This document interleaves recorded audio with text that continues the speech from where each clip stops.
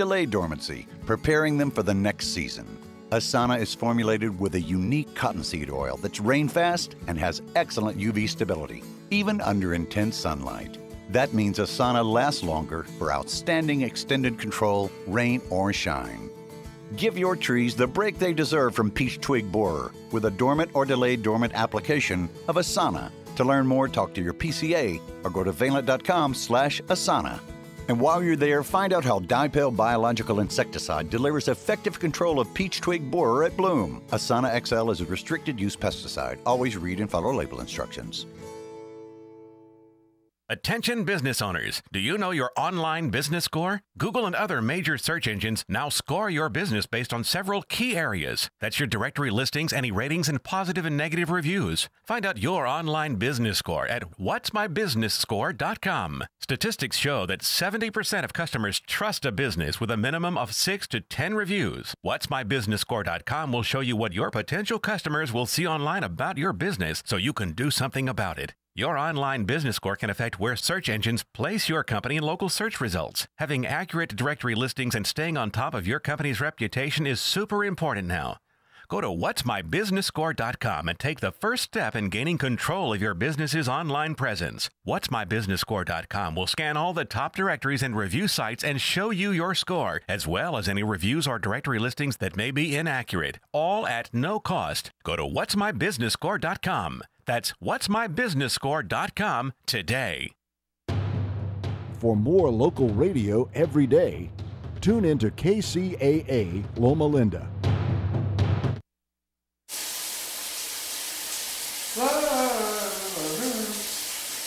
Hey! What the? Honey! The water just stopped in here. They turned it off because you're wasting water. What? What are you talking about? You know. Because you know it's all about that drought, no water. It's all about that drought, no water. It's all about that drought, no water. It's all about that drought, drought. Yeah, it's pretty clear, we're really short on blue. It's time to save it, like we're supposed to do. Some say it's doom, gloom, and all our grass must go. But together we can make it and enjoy our golden state. It's all about that drought, no water. It's all about well, from the mountains to the desert to the Pacific Ocean to all across America and back to beautiful downtown San Bernardino, where we're awaiting rain, thank goodness. Welcome to the Waterzone today on a happy Thursday. I hope everybody's good. I'm Rob Starr, along with the reputable, resourceful, it's our day, Mike. Our day rational, is here. remarkable, respected, reassuring, realistic, reverent, reliable, refined, reasonable, and just commonly known in the irrigation industry as the resident ruler of rotating nozzles, Mr. Mike Barron. That's right, because those rotating nozzles, though, they just put the water down evenly, and they put it down slowly, and you get the maximum effectiveness. Absolutely. From that irrigation. So. And they look nice. And yes, people like to watch those things. Get mesmerized. Yes. Can we hypnotize people by that? Say that again? Can we hypnotize people with that? Well, if they're, I've never thought of that. might be the next step in a campaign across the nation to get folks to retrofit and save water. I know there's some musical ones out there, not by ours, but there's some other ones that whistle. Oh. And we can get them in tune.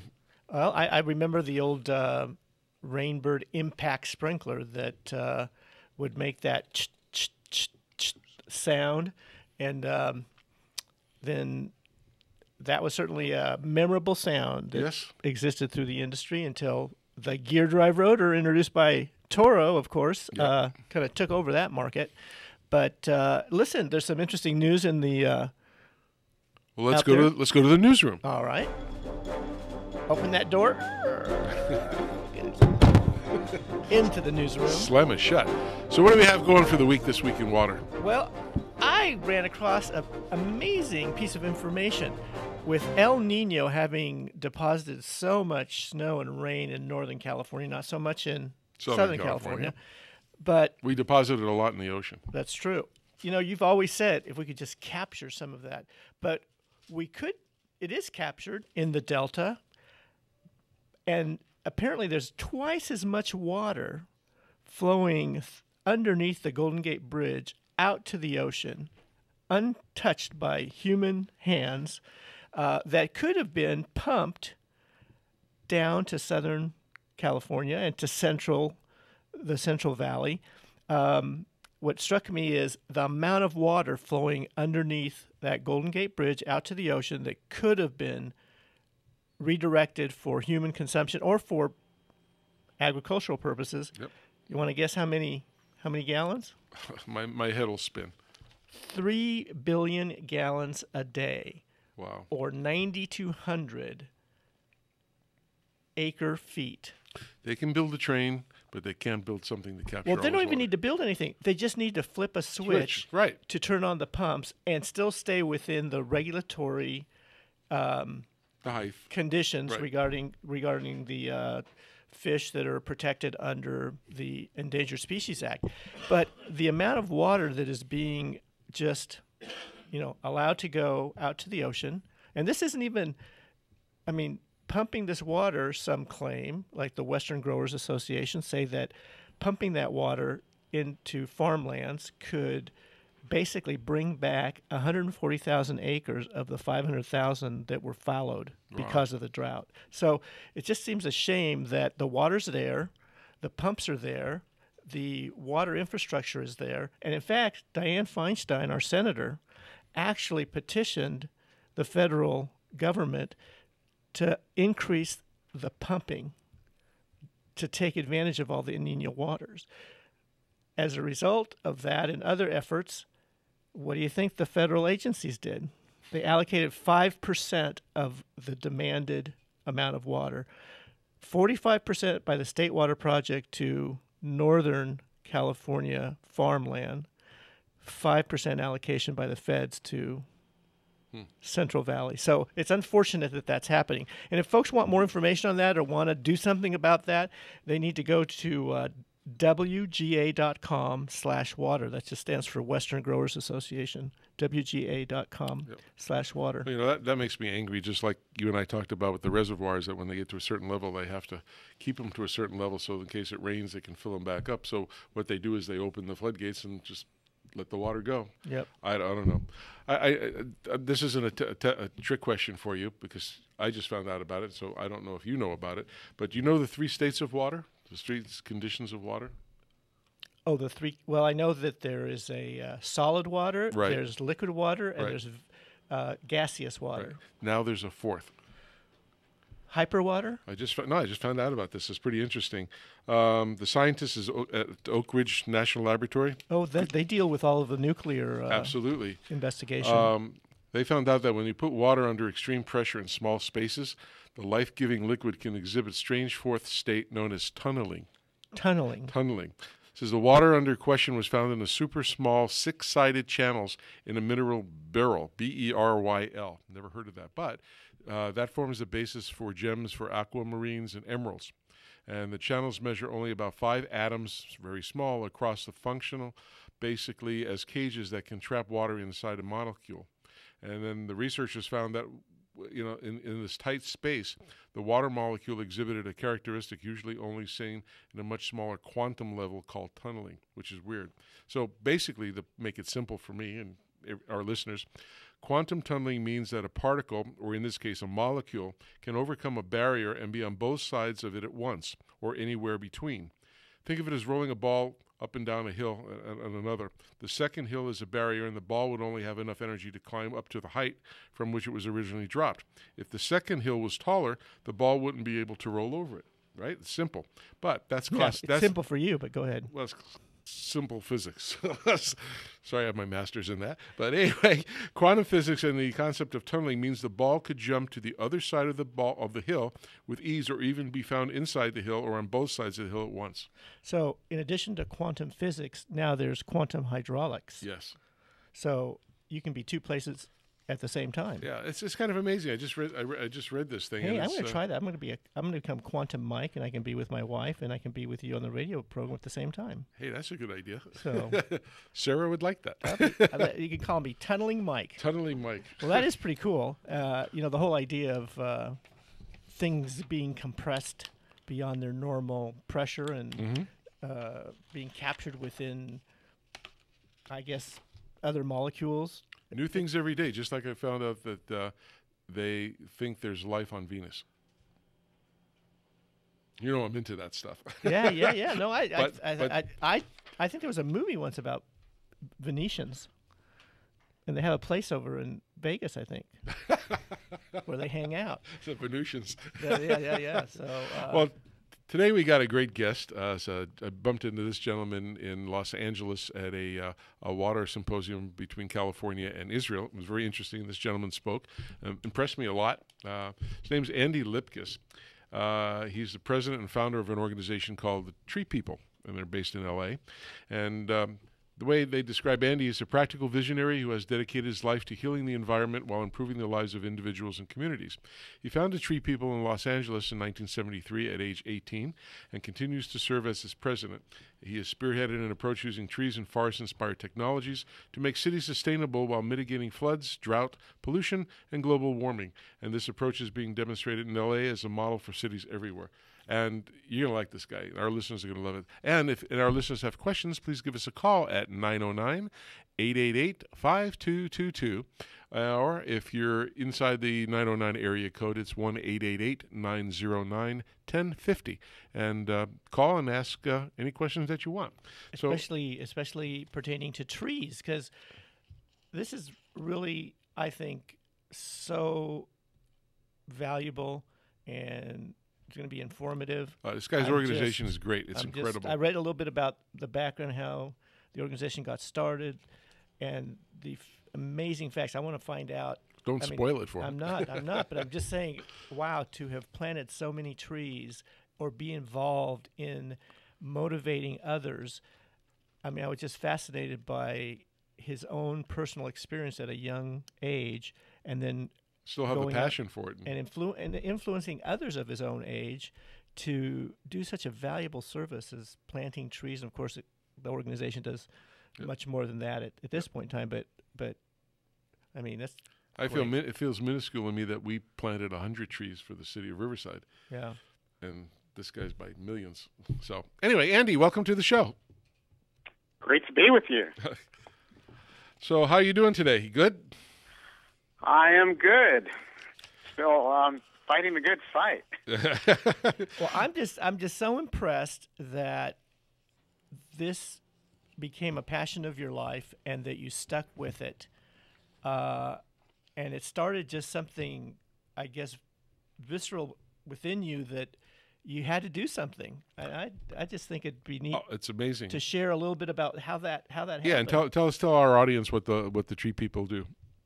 Well, today we are deeply involved in water and engaging individuals and communities, as you discussed, to actually take action to make our communities water resilient. Because, as you mentioned at the top of the hour, it rains. And when it rains, even in Southern California, forget about the Bay Area, we receive half the water we need in rainfall in Los Angeles City, and we throw it away for the most part. Yep. County captures a chunk of it, makes up about 25% of its water, but the water that runs off of Los Angeles annually is just under half of what we need at our current use. And why do we do that? Why does a tree person do that? Because trees actually are a critical piece of the whole water cycle. That we all studied the water cycle, but we didn't study that piece. And so I'll come back to that. It's pretty critical. And going back to the start, that what you asked about is I grew up, born and raised in Los Angeles in the 50s, and we had very smoggy days before there were air pollution regulations. And when I went to school on a smoggy day, as did all my friends, the air burned our lungs. And I don't know whether I have scarring or not. I don't have lung disease, but I had to come home from school and breathe steam just to get some relief. Wow. And so my parents would send me out your way to the San Bernardino forest every summer to summer camp up in Barton Flats. Hey, not far from Big that Bear. That wasn't JCA campground, was it? Yeah. All right. I went there a few summers. Really? Yeah. Wow. Yeah, back in the 60s. Yeah, that's amazing. I did the director. We're all about the same age area here. The director yeah, was, well, no wonder you like this story. This was born at camp, at Camp JCA. And yeah. so, Wow. I grew up there, and when I turned 15, that was 1970, right after the first Earth Day. The U.S. Forest Service researchers from UC Riverside announced that they had been watching trees dying in ever-growing numbers in the ponderosa pines and the Jeffrey pines that inhabit those mountains. They're the dominant species. They'd been watching them die, and they started doing research to figure out why, and they figured it out. It was air pollution from Los Angeles. So that forest and the forests that surround all of Southern California are part of our air filters and oxygen production for beyond here. So air goes up there. If it contains pollution, which it does, the ozone in the smog burns the chlorophyll, the magic green stuff, like they are the little solar cells that convert sunlight to food for the plants. And the smog burns them, destroys the chlorophyll in patches, and just where their little mouths are, the stomata, where they take in the air. So they produce less food, they're weak, just like starvation. Once they're weak, then bugs can take them out, and that's what was happening. So smog was weakening the trees, and bark beetles were coming in and killing them. And they figured it out in 1969, told us about it when my camp group was 15. We were the oldest kids in camp. And we had a job as the oldest kids. We were in a special service learning to be, community leaders. And our job was to give something back to camp. And what we did was take a dead piece of camp where it was the old truck parking lot and baseball field. And we tore it up. It was like it was paved, but it was just dirt that had oil sprayed on it to keep the dust down for 40 years. And we peeled off 6 inches of tar, and then we dug, and we went down to San Bernardino to a dairy there and shoveled 3 truckloads of cow manure and trucked it up and dug it into the ground, and then we planted smog-resistant trees. So the Forest Service basically said if the trees kept dying at the rate that they were at that point, they told us there would be no forest left by the year 2000. Wow. And they said no one's doing the restoration. There's no federal budget for it. If the forest is going to be saved, it's up to you kids. So this, I'm hearing this. You took that seriously. You took that. Well, yeah, and it was right after the first Earth Day. We were kind of primed and wanting to do something, and there it was delivered to us. And the interesting context, which is the same today, is that people say you can make a difference, but most people really don't believe it when they say it. You can. Like, someday I'll choose to make a difference, but everything is so big, and big companies, big government, all this, it seems like we have no power. But here we were kids. Kids have so much passion, so much power, so many dreams, and they encounter the world saying, really, there's no room for your dreams. It's all been built. Just grow up, go to school, get a job, let go of your dreams. You'll be happy once you're making some money. That's not a great thing for kids to hear. It was depressing for me. But we ran into this very big problem, and we were offered the chance to make a difference. And 3 weeks of back-breaking work. First of all, it was the best summer of my life. Wow. Still, at age 62. Why? 12 guys, 12 girls, working our butts off together, pumping our muscles and having the teenage hormones flowing as well that made it fun. But there we were working together, and we transformed a dead piece of land into something that within 3 weeks, the grass seed had sprouted and was growing. The trees we planted were thriving.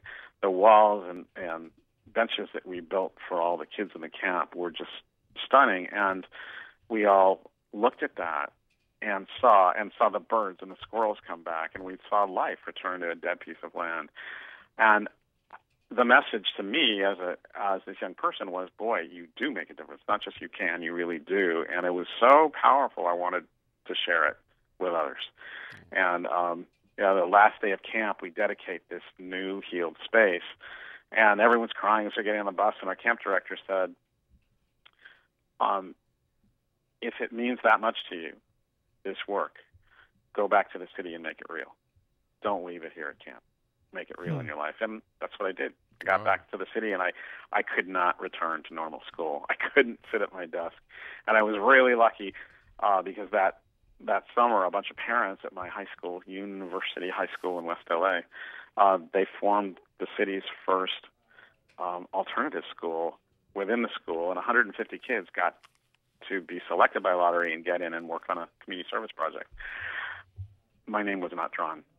And I had a project. I knew what I wanted to do, and I was stuck in class. Well, I wasn't very happy. I talked to my teachers and let it be known that I really want to do something. And when some other kids dropped out of the program, they dropped me in, and I just hit the ground running. Wow. School hooked me up with a UCLA grad student in biology. He taught me how to use the biomed research library. I could leave school and do the research, and I began trying and failing. 3 years of trying to do something to build a camp where kids could go and start restoring the forest. And I tried and failed and tried and failed. I quit a bunch of times.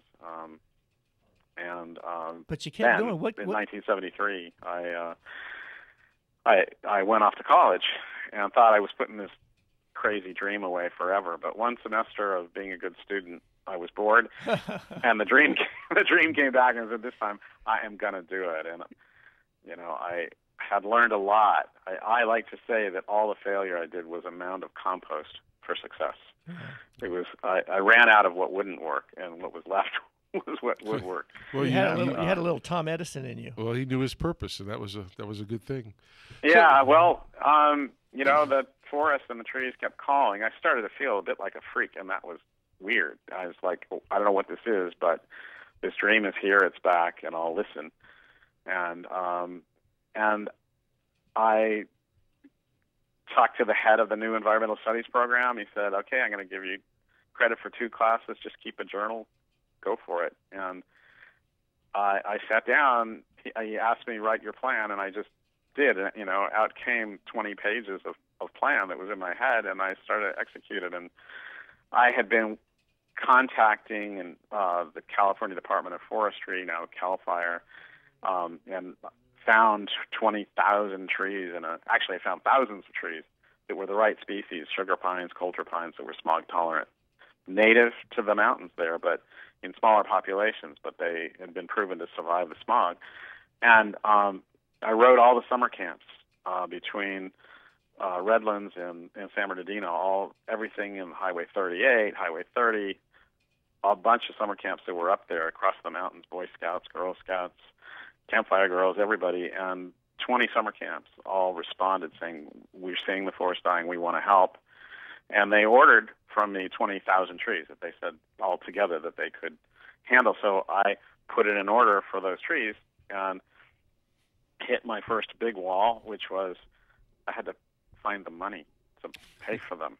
And I was in my first year of college living, my food budget was $5 a week, and rent was $40 a month, and I didn't have more than that. And it was only $600 or $800 that they needed, but I didn't have it. And the state said, "Well, if you don't have the money by a certain date, we're going to have to get rid of the trees. We can't hold them." And there was no social media you could use either, was there? There was no social media, but we wound up inadvertently, accidentally falling into crowdsourcing. What happened is I hadn't raised the money. The date was approaching, like 5 days away, so I went back, hitched a ride down to L.A. where I could maybe find more donors, family, whatever, and started working to raise money. And I called the state, and they said, "Well, we can't wait anymore. We're starting to kill the trees now." And I just exploded and didn't know quite what to do. And then my brother had worked in political campaigns. He gave me the name of an assemblyman who I called, and then I called the LA Times and told them what's happening. I said, they're plowing under trees. They're killing them. And I want to plant them. And they're going, "You're just a kid. You don't really know what you're talking about." I said, "Here's the number. Give them a call." And they did. And they called me back and went, "They really are." And I went, "Yeah, duh." and they said, "Sit tight." we're going to see what we can do. And it's not exactly clear what happened, but piecing it together, it seemed to go something like this: the Times called Governor Ronald Reagan and said, here's tomorrow's headline: "State murders baby trees." Do you have anything to say about that? And they quickly got on the horn to Department of Forestry and pulled the guy off the tractor. And the Times called me back and said, "Sit tight. We've stopped them killing. You're going to hear from them." And they called and said, "We're flying down. We want to meet with you first thing." And I had a meeting early the next morning, and they basically, two foresters said, "Everyone loves what you're doing. We want to help. We found out a way that we can help you." And I was trying to get them to give me the trees. I said, "We can't do it because it's state property. We can't just give it away." And no, but they can kill them. Yeah. Oh, well, yeah. And if they didn't remove them from their seed bed, they would just grow and fuse together. So they were going to be waste, but they couldn't just give them away. But they figured out they could make it a state demonstration project, and then it was their project, so they weren't giving it away. And they said, "We're going to give you 100 trees."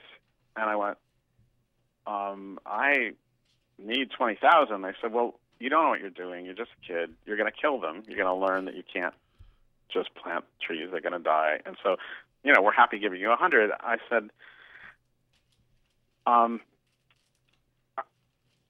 know how to get these to survive, and let me tell you the plan." They said, "Well, sure, go ahead and tell us." And I laid it out, and they were dumbfounded. They said, "That is totally viable. How could you know that? Yeah, that takes a forestry degree." Because you were a government employee. You knew. Well, no. How I learned was for 3 years I was talking to their nurserymen and their people, calling them to find the trees, and all that time I was trying and failing.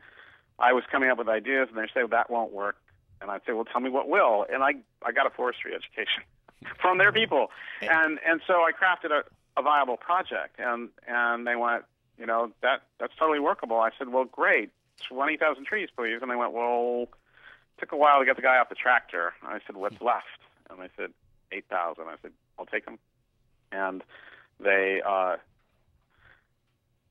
delivered them to the farmhouse that I was sharing with 8 other people in Sonoma County. Oh my gosh! About 5 days later, in boxes, 8 boxes of 1,000 trees per box, and they unloaded the boxes, and the forester said, "Well, you got about 3 hours to get these things refrigerated, otherwise they're going to be dead, and you got 10 days to get them in pots, or you can kiss them goodbye as well." And I grabbed a roommate with a car, and we started driving around town. We found room in the Sonoma State College dormitory fridge and in the college cafeteria, walk-in fridge for 6,000 trees. The ice cream store next to our house took 1,000 in their walk-in, and we stuffed 1,000 little baby redwoods in one of our fridges in the farmhouse. And then I got soil donated by a developer, and the local dairy donated milk cartons, and we had a potting party around the clock for nearly 10 days. Now that's college students, the Boy Scouts and Girl Scouts, we got it done. Then, so they were there safe in their milk cartons, and then I had to figure out how to get them down to L.A. and get them planted. I thought it was going to cost me about 50 cents a tree. And the LA Times reporter called back and said, "So you saved the trees, you got them?" I went, "Yep." He said, "So now what?" I said, "Well, I got to find $4,000. And he said, "Where are you going to get that?" I said, "Well, you're going to ask the kids of LA to join in and maybe give us their milk money for a day, 50 cents. And they did a story, and they, instead of State Murders Baby Trees, it was Andy versus the bureaucratic Deadwood was the headline. And it basically told the story I've just told you, with the tagline was, "I've gone to big business, I've gone to government, I have not gotten any help. Now I'm taking my project to the people. All I need is 50 cents a tree." And they said, "Well, anyone who wants to help can contact him at this address," my parents' house. Well, my phone started ringing at 5 that morning from reporters from the East Coast. And then my parents called and said, something happened down here you need to know about. And a woman that drove her her chauffeur drove her over to my parents, and she handed them a $500 check, and it was pretty amazing. And then the local ABC station asked me to come down and be on the air and tell the story, which I did the next day. Got home and found a sack of mail on the front door. Wow. And loaded with envelopes, mostly with 50 cents. And you're like, what? Sometimes $1. You're 19. You're 19 at this point in time. 18. 18. Wow. Yeah. All this. And every envelope had a story of a kid planting a tree in memory of his grandparents, or grandparents in memory of kids they'd lost. I mean, it was. So I called my grandmother's aunts, uncles. We sat on the floor just opening these envelopes and reading them, and crying. And there was $4,000 that first day. And it was repeated the next day. And within 3 weeks, we had $10,000. And with that, I had to form a nonprofit organization. We called it the California Conservation Project, so we would look official. But everyone called us the Tree People. What? And I have never stopped since then. What an inspiration! I mean, I just my hat's off to you. What a great story! Thank you for sharing that with us. Well, thanks. But we should zoom ahead to what's urgent now. Well, I was going to ask you, could you hold on a second? We just got to go to a commercial break, and then we'll be right back and get into some more meat things. All right, we'll be back on KCAA 1050 AM, 106.5 FM, and you're listening to The Water Zone with Rob and Mike, and we'll be back in a minute with Andy.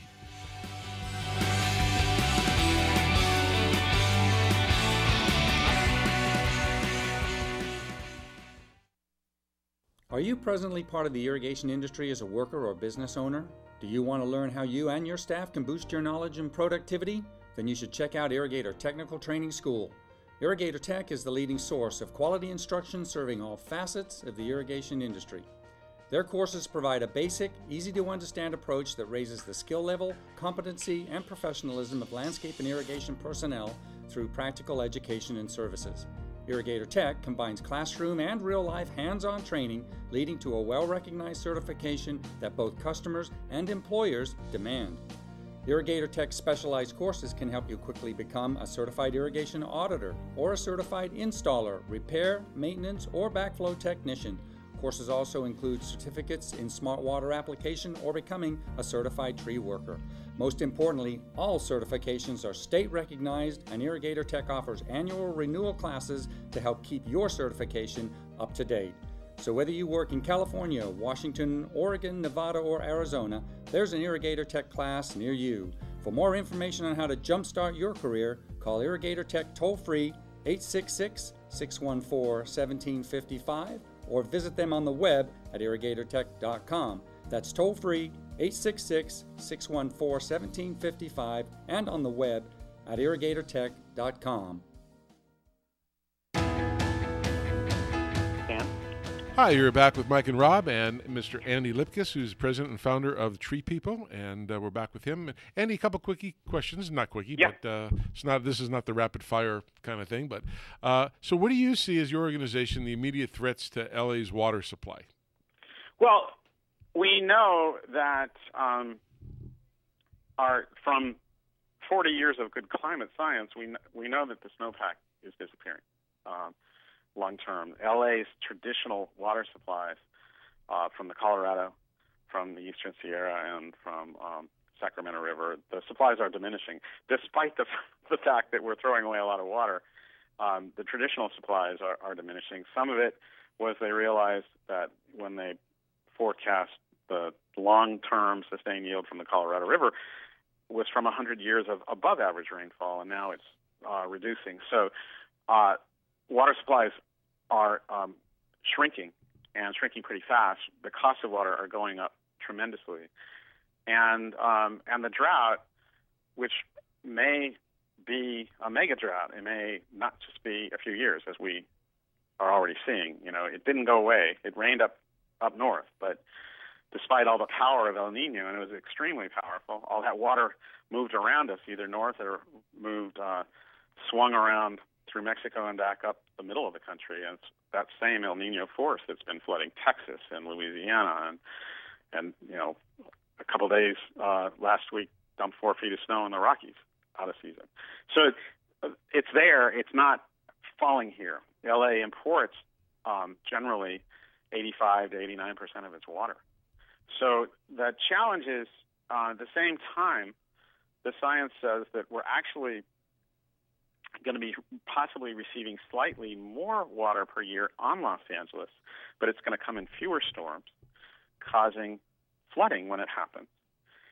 So this is the same prescription pretty much for that the global climate scientists, the Intergovernmental Panel on Climate Change that received the Nobel Prize some years ago. They basically looked at the world and said, okay, there's the whole issue of sea level rise, but what's going to happen sooner, early onset climate change, is that some areas are going to be getting hit with severe and extreme weather. They said Australia would be first, and it would have a significant impact on its economy and on the continent, and it said California would be next. Well, they were right. 20 years ago, Australia started getting hit with, nearly 20 years ago, in 1999, 2000, they got hit with a drought that lasted 12 years, and it was devastating. How they responded to that, a culture that's almost identical to ours, lifestyles that are now better than ours, cities that are very similar to ours, how they responded is a perfect model for how we can get through it and come out better.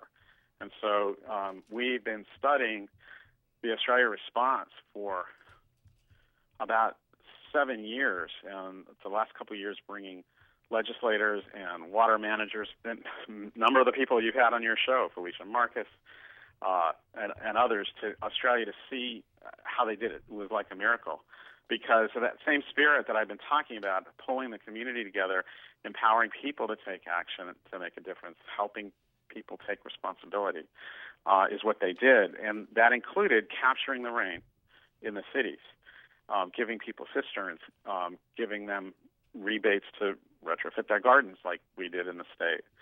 But it was pretty incredible. People, when their drought started, they were the second largest water user in the world next to the United States. Very similar because of their gardens and lifestyles. Through incentives, through good education and support, they radically dropped their water use. By example, the city of Brisbane, people went from 80 gallons per person per day to 33. And it's barely risen since their drought ended. What happened is they gave incentives for installing cisterns to capture the rain from the rooftops and use that for irrigation, and then they made it legal to use that water to flush toilets and do laundry. Not for drinking, but just for meeting a bunch of their needs that didn't need to be met with drinking water. And within 5 years, in some cities, 30% of the homes installed cisterns. In some cities, like Adelaide, which has got the climate exactly like Southern California, 50% of the homes now have cisterns. In the city of Melbourne, which has the same size as Los Angeles, 4 million people, 30% of the homes installed rain tanks that were anywhere from 1,000 to 20,000 gallons per house.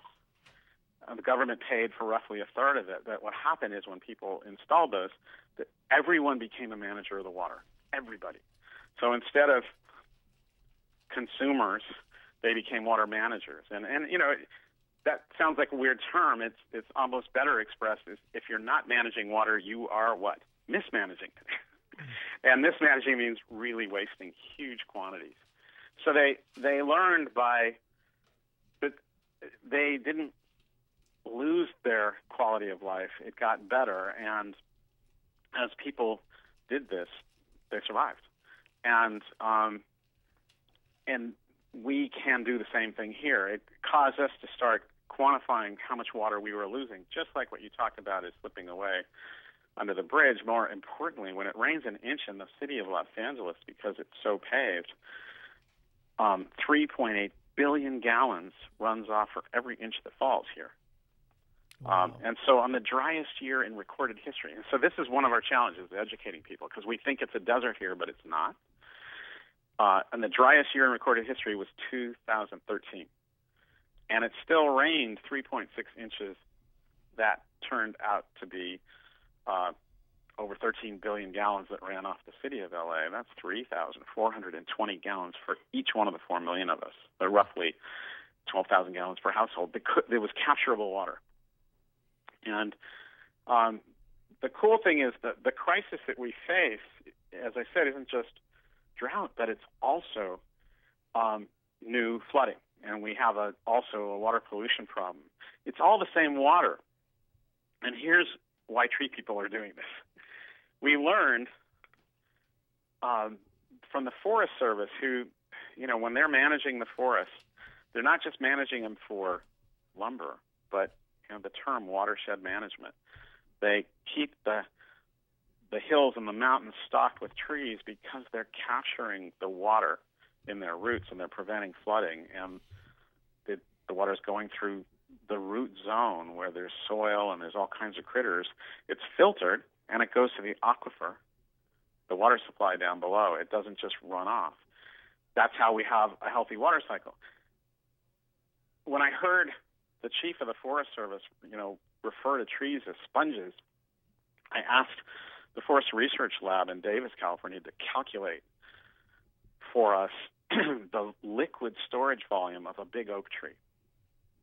We know it's the California state tree, oaks.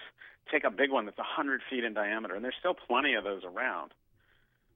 The root zone, just 5 feet deep, filled with mulch from all the years of leaves falling and critters munching and all that. So what's in that root zone? There's worms, there's bugs, there's microscopic organisms, there's fungi, there's squirrels, there's snakes. Everybody digs, everyone drills, and they've created this sponge. Literally looks and acts like a sponge. Huh. But the volume of water that it holds is stunning. In a 12-inch flash flood, that space captures and holds 120,000 gallons of water. It cleans it, and it recharges our water supply. So it's sustained yield. That's why we've always had water until we started removing the trees and paving the land. And so it's important to understand what happens when you remove the tree. You remove the tree, what happens the next time you have a flash flood? The water has to run off because the sponge isn't there.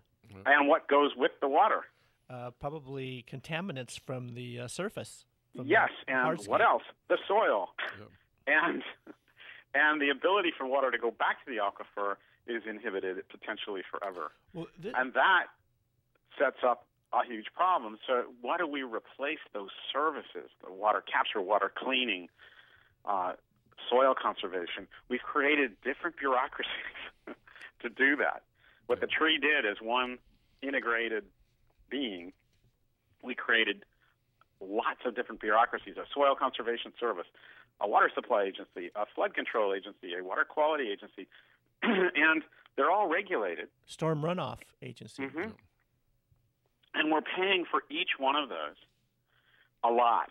And as things get tighter and we have more flooding potential, we're facing literally in cities in Southern California tens of billions of dollars of need to upgrade our infrastructure.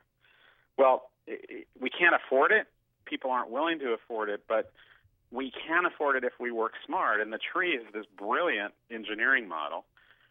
We can't simply take out all the concrete and asphalt and just put in trees, but we can use great engineering to mimic what the trees do, put trees in where we can, and biomimic or use engineering to replace what the tree does and perhaps even add more capacity. And so that's kind of what cisterns are. They're water tanks. They can be underground. They can be along a fence line. We invented one that, can replace a backyard fence.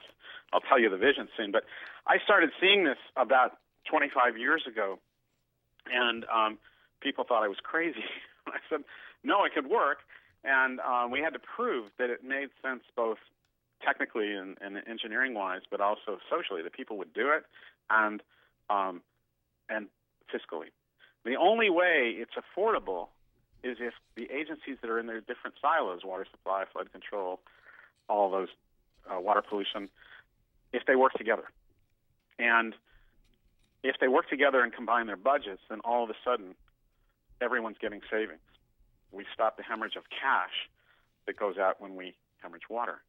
And the real blessing is that having worked for years and years and building partnerships and trust with these agencies. We're now doing some really great breakthrough work with the LA Department of Water and Power, LA County Flood Control, LA City Sanitation, and the Watershed Protection Division, which is there to clean up the water pollution. And that's your They're actually all working together with us, and we've pulled them together to design a hybrid system that actually meets all their needs. And so we're installing smart cisterns, first ones ever. We built a pilot project with 6 homes across Los Angeles that each have a cistern in it, but it's electronically monitored, censored. So the homeowner can see their water supply on their phone or their iPad or their computer, and they can control it to have the water be used for irrigation, or they can send it to the street for flood control. But not only do they see it, but all the agencies see it. And the agencies are doing this so they can invest money to help people install these. So imagine a network of reservoirs. We have that. You know, you talked about early in the show, you talked about the fact that it sounds crazy that they're releasing water from the dams when we need it. But one of the things we know is most droughts end with severe flooding. And it takes months and months and months to release the water out of a dam. You know, big dams like Shasta. Right. You have to make a decision whether it's going to be there to catch the water and prevent floods, or if it's going to be there. You can't wait until you can't say, "Oh, we're going to save it until," and then if it really starts raining hard, then we'll let it out because it's too late. It's too late, right? And that's exactly, again, all these examples happened in Australia. Many people were killed in northern Australia because when the rains came, they were afraid to release the water because they'd had 12 years of drought, and they knew they'd be shot by the public if they were letting it go. They held on to it, and the massive flooding that happened was extraordinary. Our water managers know better, but the problem is we don't have a nimble system. If you move to this distributed network cistern where everybody's got 1,000, 5,000, 10,000 gallons per house, and they're electronically networked, instead of having to have months in advance to release that water, you can actually safely release it within hours ahead of a storm. When you have Doppler radar confirmation of the storm track, you can do a controlled release. So you don't have a flood, and you can immediately just release the amount of water you need to capture what's going to be falling, so you retain that water. We've been testing and piloting that. It's a really great breakthrough system, and we just finished the construction retrofit of these homes, and our engineering firm partner Tetra Tech is now doing the analysis of how they're all functioning. All the agencies were sitting together with us and doing the analysis, but our vision is that this could go to scale, that these tanks could be manufactured in town. When I first started this project, 20-some years ago, the back of the envelope calculations I did was, first of all, that it looked like half the water we needed, which has been validated, but I thought there could be as many as 50,000 jobs. I don't think there's that many in it now, but you know, you go, where's the money going to come from? When we import water into Los Angeles from the Sacramento, you know, we bring it, we've extended 3 rivers into LA, the Sacramento through the Delta that you just described at the top of the show, but also the Colorado River and the Owens River from the Eastern Sierras. Bringing water into LA down the California Aqueduct and over the Tehachapi Mountains into LA, pumping that water is the largest single use of electricity in the entire state of California. Now think about that. Yep. This is the 7th largest economy in the world. We're massive. We're the 7th largest country in the entire world from our economy. The largest single use of electricity in the entire state of California is to pump that water over the Tehachapi Mountains into Los Angeles. Yep. Well, you know, it may not be a bad use of electricity, but if the rain that we're throwing away represents half the water we need, and we can source it here, we can use that money for human energy as jobs, managing LA as this, what we call an urban forest watershed. that captures the water and makes it available. Andy, I wanted to say that there are so many more questions I want to ask you. Would you be willing to come back to our show in some future date so we can continue this amazing conversation? Oh, of course. I mean, it's been phenomenal. Yes, because what's so important is we all need to learn this stuff because it's right there at our fingertips. I mean, it goes back to what we did with the kids. When we gave them information, they went from, what people think of as lazy teenagers to, whoa, I want to save the animals. I want to save the forest. Tell me how it works. I'm there. You ask that question, how do we get people involved? People want to help. The more we have done disaster relief work, we've engaged over 2 million kids in our education program. That's and you give them a chance. We're all makers. We all want to contribute. That's what we're fed for, right? Absolutely. And, people say, how could I keep this up for 45 years? I'll tell you, we're recycling our energy when we give back. Yep.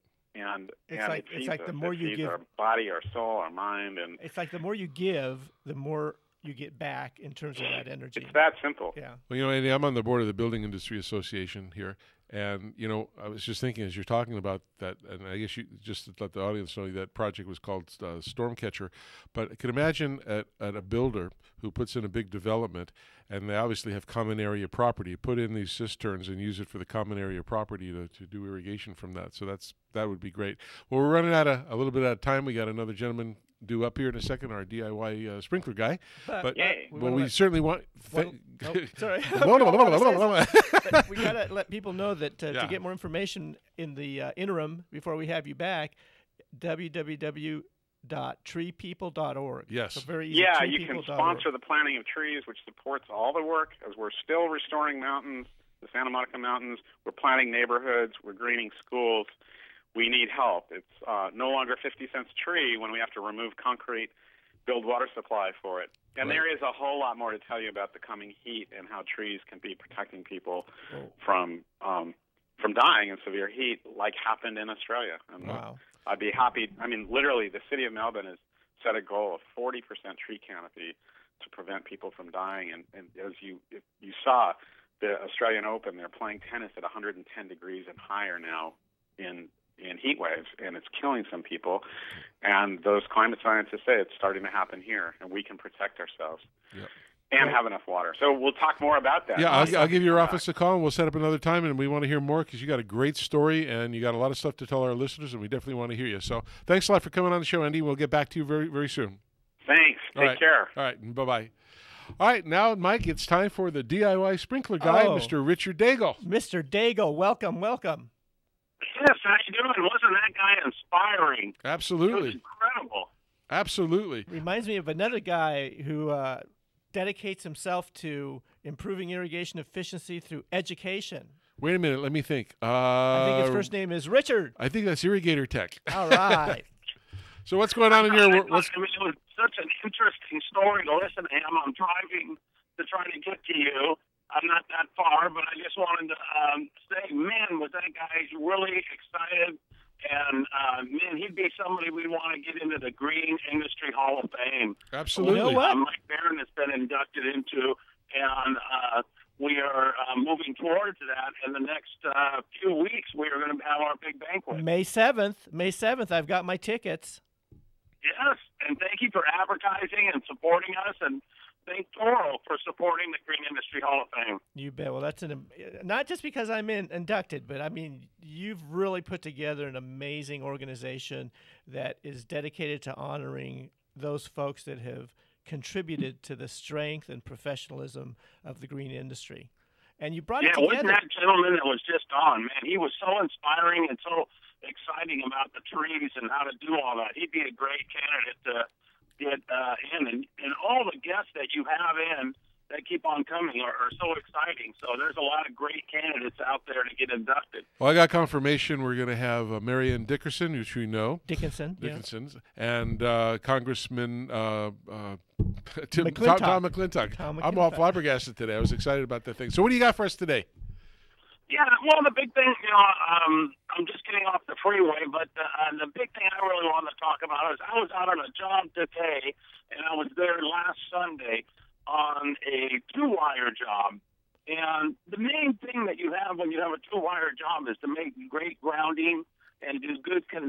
stations. Explain what a two-wire. Explain what a two-wire is, because some of our listeners, I'm sure, don't know what that is. So, if you have a sprinkler system at your house, you have a irrigation controller. You have wires that come out and go to your valves that are normally in front of your house, and then those valves feed water to the irrigation system, which then the sprinkler heads are there. And then you always have a common, and then you have two wires, one for the station, one for the common, and they go out. But with a two-wire system, you have a little decoder that's there in the box, and you can run, like on this clock I was working with, had 68 stations.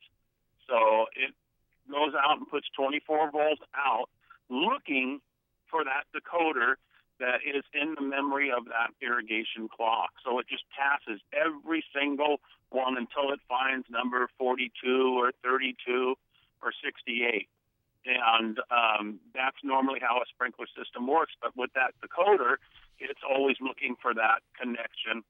And in the field, we had one of our members, a landscape contractor, nice landscape in the Santa Ana, and we were in Compton, which is kind of a rough area, but it was a really nice place that was a gated community. And we went there, and nothing was working. There was just, nothing, no clocks. So with a two-wire system, you do have, if something gets a break and somebody undoes a wire, it stops right there. Very good. Well, hey, in about the next 30 seconds, what do you want to let our listeners know about that?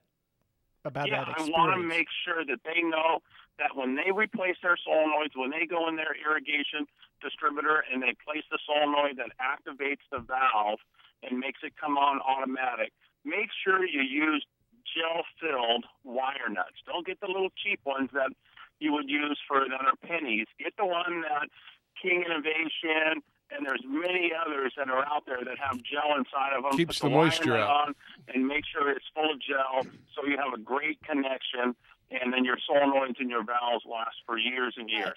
I got to just add to that, to reinforce what you just said.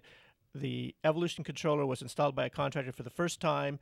All of a sudden, two valves didn't work. They wouldn't turn on, so we did a diagnostic. It actually sends out a pulse, and it says, overcurrent.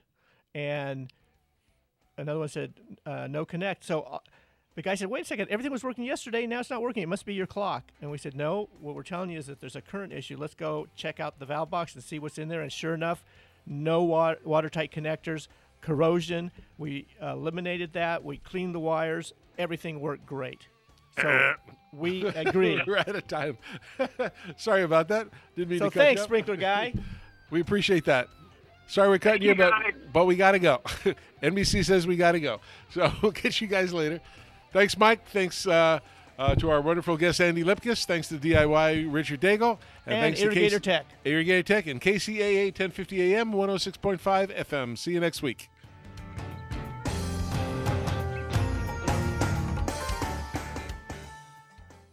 You're listening to the Inland Talk Express, 1050 AM and 106.5 FM, KCAA Loma Linda. Here's the latest to Miv and Heidrich. The 2016 NFL Draft is happening in Chicago. The Los Angeles Rams took California quarterback Jared Goff with the first overall pick. Philadelphia Eagles also took a quarterback with the second pick. NFL Commissioner Roger Goodell announced the selection. With the second pick in the 2016 NFL Draft, the Philadelphia Eagles select Carson Wentz, quarterback, North Dakota State. San Diego Chargers had the third pick and took Ohio State defensive end Joey Bosa. Republican presidential hopeful Donald Trump says he's not worried about being labeled a sexist by Democratic candidate Hillary Clinton. She's going to try and play it, but I'm going to bring jobs back to this country. Nobody respects women more than I do, by the way, and I see it at the rallies. And you saw it just the other day in New York, in Pennsylvania. I've won all these states in landslides. On Fox News, The O'Reilly Factor, Trump argued that women have come out in droves to support him. Trump has come under fire for saying Clinton's support is largely based on the fact that she's a woman. You're listening to the latest from 24/7 News. Police say a man suspected of wearing an explosive vest in a Baltimore TV station was not wearing explosives at all. What we've been able to find out is those devices were actually chocolate candy bars wrapped in aluminum foil with wiring connecting each of them. Police spokesman T.J. Smith says the suspect's a 25-year-old man from Howard County in the Baltimore suburbs. Suspect was shot by police but is expected to survive. Teen birth rates in the U.S. are dropping to a historic low. The Centers for Disease Control and Prevention reports that Hispanic and black teen birth rates have fallen by almost 50% in the past 10 years, and it's down 40% for all teenagers. The nation's economy is not coming out of the gate with much steam in the first quarter. The Commerce Department reports today that gross domestic product growth was only 0.5% for the first 3 months of this year. But economists point out, though, that the first quarter GDP figures were poor in each of the last 2 years before picking up strength through both years. I'm Evan Heidenrich. From the KCAA Weather Center, I'm Keith Langlots for tonight. Partly cloudy, low 52. West wind gusting a